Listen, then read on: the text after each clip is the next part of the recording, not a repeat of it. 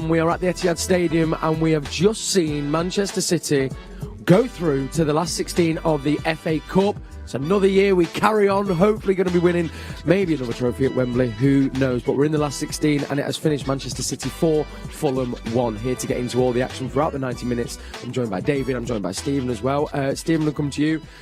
We were wondering in the second half how it might go, but actually it became a very vintage and classic Manchester City performance, didn't it? It was just good fun, man. I really enjoyed that. I miss football. Yeah, that was lovely. I mean, we were sheltered away once again from the rain, so that made it a lot more pleasurable, I'll be honest. But overall, that was a good performance. It's easy to throw the word professional around because it was that, essentially. We got the job done in the second half. No let up. We did seem to plug the mistakes as well from the first half in terms of, a lot more solid down the channels. There was no kind of balls in behind and kind of got worried or anything like that. But overall, I thought City were good, to be honest. I thought they were genuinely good against a team that gave us a lot of trouble in the first half, learned the mistakes, and just essentially pressed home our quality. I really enjoyed it, basically. I totally agree, and I think as well we've got to give credit to Fulham, I think, as we were saying in the first half, but they didn't let up in the second half. Of course, when Manchester City, they do that to most teams, even some of the biggest teams in Europe, so no hard feelings to Fulham, but I think they gave a great account themselves as well, David. Yeah, I think, you take that second half, I don't think it was a raft of Fulham mistakes that lost the game. I think City just moved through the gears, and like Stephen said, they were just, they were professional in it. We said at half time they need to take the chances, and well, what did they do? They took the chances. Yeah. So I think it was a really good, solid second half performance from City. Possibly could have had a few more towards the end, but I think a few players saw the names in lights trying to get that wonder goal at the end. But it happens sometimes, and it was overall quite an entertaining game, really. Really was echoed as well by people who've been getting in touch on Twitter as well. We had football specialists saying Manchester City on a rampage today. Loved that. Also as well, very much enjoying some appearances from our young kids in Delap and of course McAtee, who came on at the end. There was Fume on Twitter who said finally Delap and McAtee are on. Delap is back. That was from Nerman as well. So great to see, actually. We were kind of hoping a little bit, and it was only 15 minutes, but McAtee, I love, and then Delap as well, unfortunate maybe with his goal that was offside. The thing is as well about the offside goal, he was a little bit off, but he showed exactly what he's done about. Proper traditional number 9, on the last man, obviously of half a yard offside, but a good finish, a good finish, the kind that some of our smaller players who aren't naturally, strikers probably would have missed that, That was pure Delap, and to be honest, I thought both of them had really good cameos. Agreed. Like Delap, he made one poor touch where he gave it away, but then he won the ball and led to the Sterling kind of half chance as well. And at one point, he outmuscled 6'4" Tosin down in the sideline. Are we absolutely sure he's a youngster? He's a big man. Apparently, we need to see the birth certificate, don't we? I think. Yeah. And then McAtee as well, elegant, graceful. And the best thing to say about McAtee, and it's a cliche, but he just fits in. He just understands how Manchester City play and the elegance to his game and his footwork. You wouldn't know that he wasn't a senior player that hadn't played 50 games because it's just the locomotion of how he moves with the ball. It's just, as a Redford said, it's like we cloned David Silva. There is an element of that to it, and they both really like they belong out there. And they both that particular brought something a little bit different, which I enjoyed as well. Absolutely, and so elegant on the pitch. There's a great clip as well of a young James McAtee being asked, I think, when Vieira was a coach, saying, who do you want to be like? He says David Silva, and I think he's on the way. Of course, we had 2 goals in the first half, and we got 2 goals in the second. That disallowed goal would have made it 5-1. The 2 before that, though, of course, we're going to begin with the penalty. It was quite clear and obvious, but beautiful feat from Jack Grealish, wasn't it? Yeah, there were so many points where you think, well, he can't possibly get through this challenge, and then he did, and then you think, well, this one is the one that does for this run now, and then he got through that as well.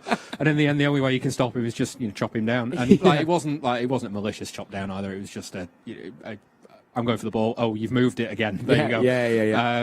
I'm sure that'll do Grealish's confidence, wonders. They've had a fortnight off. He's been very involved in this game. I thought he had a very good game. Yeah. And he's flying now ahead of Brentford. Absolutely, and as well, it seems like we've finally got our penalty taker. I know he's put a few now. Easy, sir. Hey, I don't know though. He's a few now. Riyad Mahrez, he's all right now, isn't nicely, isn't he? Pretty good at penalties. Yeah. I'm with David though. I'm still a bit apprehensive, but it feels like we found someone who's willing to take them regularly at very least. As opposed to just be like, you have it, no, you have it, then whoever's just next in line. And confident. Second goal probably be a little bit bit fortuitous. I'm not sure if that was going in or not, but either way, Yeah. he's scoring a lot of goals, Mahrez, at the moment. He really, is. really, yeah. That second goal. I mean, we were saying we weren't sure if it was going to go down as an own goal. We thought he was going wide. I'll be Yeah, honest. I think it has been given to Mahrez, but it did take a nick. But it was a lovely passage of play again, wasn't it, Steve? KDB deserved the assist, so I'm glad it has been given to Mahrez because I thought KDB was just pure. There's no one better in the world on the transition than KDB. The weight of the pass, and once again Mahrez just taking chances. And at the moment, I think he's our leading scorer, isn't he? How many has he got? Like 15, 16? Was he 14, 15? Sufficient enough. It's enough. Yeah, it's impressive. And I guess also if we're looking into the long term, Mahrez is a great example of Grealish and the patience we need around people like him, because Grealish I thought was good today, but Mahrez has got better and better with every season, you know, and it's what most of these players do. And right now Mahrez is our leading goal scorer and our talisman when it comes to getting goals, so another deserved praise for him. Brilliant. Yeah, absolutely brilliant. And if we look to the back of the pitch as well, of course, we were a bit unfortunate to concede that goal so early on from Carvalho in the first half. But then from there, we were talking about before the game how many goals Fulham have scored, how great they are going forward, and have been blowing teams away in the Championship. And actually, I think Ake and Stones and the defence held up well, didn't they, David? Yeah, they did. I actually want to heap praise on Kyle Walker as well. Yes. There was a number of times where he showed his kind of his leadership on the pitch, where there were Fulham had played a ball through, and it was a case of, I am going to beat this man in a foot race, so get yourself in position over there, because you can cover that man. I don't need your cover over here. And he was telling his teammates where he needs to go. So that was really good leadership. And then, as you say, in the middle, Stones and Ake. Stones got the goal. That'll be the headline for him. But actually, his defensive performance, he was really strong, and he was really, he's up against, we'd said at the start, a battering ram in Mitrovic, and they handled him really well. Yeah. So they'll both be going off the pitch feeling pretty happy with the performances, and they should be. Yeah, absolutely. Also as well, we should mention, of course, we do our predictions. You were very close, David, but it was Lewis. If you were watching the show before, you'd have seen from the Canal Street Blues. We got to hear from some of the fans from supporters clubs around Manchester before the game, and he predicted 4-1. So. Well done, Lewis, basically. That's all. You got it right. Let us know what you're thinking for the Brentford game. Of course, Matchday Live will be with you for that. Looking a little bit ahead to that, Stephen, of course, we've had a kind of couple weeks off. That feels like, and I remember Pep saying almost Fulham were a great opponent to try and start finding that rhythm and momentum again, and hopefully we can take that into the game against Brentford. Really good opponent, because Brentford will play it as well. They'll be aggressive and they'll come at us. And Fulham was a really good dress rehearsal from that game. Not that this game didn't mean a lot on its own, it did, but in terms of getting ready for the Brentford game, perfect preparation, to be honest, even with the conditions, a team that would go out here and play nice football. Brentford will do the same, and we needed that. I wouldn't have liked to play Brentford straight away after the break. I'm sure we would have been good, but that is really useful to get some minutes in the legs. And I'm feeling confident ahead of the Brentford game. I think we should do as well. I mean, today we saw that once again. We presume Diaz, Rodri. I'm looking at the people who didn't play today. Bernardo got on, but Diaz, Rodri, Laporte, Edison. We were that good today against a good side without a bunch of players that you'd expect would start. So I'm feeling very, very positive. Yeah, and I think Alistair Mann, I think, said it in his commentary, of course, who is, I think, he was almost like the messiah of Manchester City, I think, at times. But talking about now, we're really getting into the business end, aren't we? Of course, we've got our Sporting Lisbon game, of course, which is in the Champions League, two fixtures there.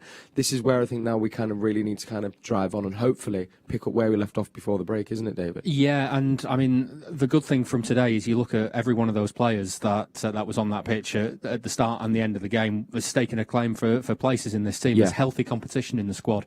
And, I mean, Stephen's just rattled off a list of names that didn't feature today. You expect they'll come in for Brentford.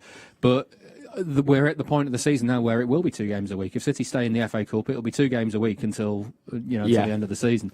So you're going to need the squad, and you're going to need all those players to come in, play well, and push each other on further. The shape of the squad right now is really good, and I know we spent all summer and last season saying, well, we really should look at getting a striker in, and we really should look at solving that problem.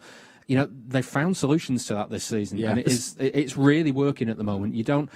you don't necessarily need the numbers in the squad. People always talk about City having good strength in depth, and what I think they mean by that is the quality of the overall Everyone squad. feels ready, don't they? Yeah. It feels really finely tuned. Like, it feels planned as well. This isn't a coincidence that City have this many players who can step in and be this consistent, this regularly. It is part of a bigger plan, and some people could probably say maybe you need 3 or 4 extra players. I sort of don't think we do. I think there's a relatively healthy competition, means that everyone can get minutes given the amount of games we play, and then it does leave the odd space for a McAtee or someone like that on the bench, or a Cole Palmer. And I like this squad size. I think it's really healthy. You rarely get a senior player sat in the stands, which is good, I think, for team morale, because if you get the friends, you don't want like someone who's earning God knows how much a week not happy because he's sat in the stands with us watching games. So I like this. I think maybe the manager might want 1 or 2 more players, but I think right now we've got a bunch of players who any one of them could step in, and they've all played a lot of football. Tight-knit Very group, tight knit. Yeah, it feels small, confined, and organised, and they've all got each other. They're all in it, and they all play regularly as well. Yeah, and the team morale, I think all you have to do is read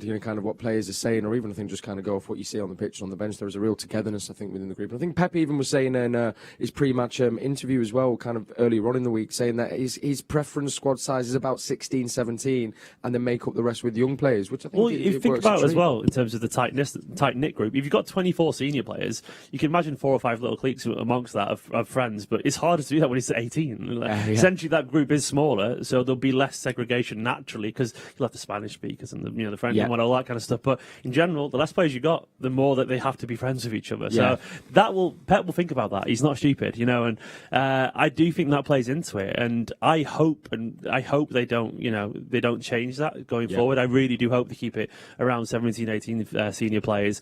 Given that slight, temptation for the younger players to hang around, knowing that they are the ones going to be on the bench, and we've seen that a lot this season. Look at today. They were involved, and there's the opportunity there. If there was another, 4, 5, 6 senior players there that had missed out on the bench today, then there starts to become no opportunities. The only people that we consider senior who wasn't involved today, it was probably Jesus was not on the bench. Jesus and Palmer, and Cole Palmer's 2 injuries. He's one we consider now as a senior player, and he's an academy player at the start of the season. That's great. Yeah, I was absolutely brilliant. And what an absolute joy. Plus, as well, for doing 2 fixtures a week till the end of the season. Guarantee you won't hear Pep or City complaining about the fixture list, as we never do we? Right now, before we wrap up, of course, we need to look at whose stats. This is a brand new game. We've been giving you 3 clues, and we ask you to try and work out who the player is. So we can now, we think we got it after the second clue, didn't we? But we can now reveal whose stat. Let me remind you of the clues. The first clues were, can we bring up the little profile as well? Let's get up the clues here. They were... First of all, I think one of the clues was he's had the most touches in the Premier League. Clue 1 was the player has won the league title in 3 different countries. Clue 2 was this player has had the most touches in the Premier League this season. And the third clue was this player has scored the 3rd most fantasy Premier League points out of anyone this season. That was the big giveaway, and we can now reveal. Well, David or Stephen, want to take it away? Well, I worked it out purely off the silhouette. It's João Cancelo. João Cancelo. If in doubt, go off the silhouette. There we go. I don't know what that says about me, though. I don't know. Thank you for everyone who got involved with that as well, of course, on our WhatsApp and on our Twitter. Listen, absolute pleasure as always. Manchester City are through to the last 16 of the FA Cup, and we are back in the Premier League action against Brentford in the middle of the week. I'll be back with you as well for Matchday Live, which is a treat. All that's left for me to say is a massive thank you to our guests, to David and to Stephen. Thank you. Pleasure as always, and a massive thank you to you for watching. I'll be back with you Wednesday. Guys, enjoy the weekend, watch some highlights, and don't forget that King Clancy documentary on City Plus came out on Thursday. Well worth an hour of your time. Really enjoy that. Guys, have a lovely weekend. Peace and love. Never felt more like...